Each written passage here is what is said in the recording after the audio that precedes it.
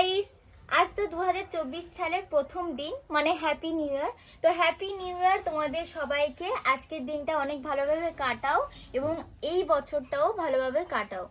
তো আজকে লাঞ্চে মা কি কি রান্না করেছে সেটাই তোমাদের সাথে শেয়ার করব। আজকে লাঞ্চে আছে গরম গরম ভাত, আর তার সাথে মা আজকে একটুখানি ভেজ ডাল করেছে সব রকম সবজি দিয়ে। তার সাথে করেছে একটুখানি আলু পোস্ত, মানে আলু পোস্ত ভাজা, বেগুন ভাজা, সাথে বেগুনি, আর সাথে অবশ্যই করে মা একটু পাঁপড়ও ভেজেছে।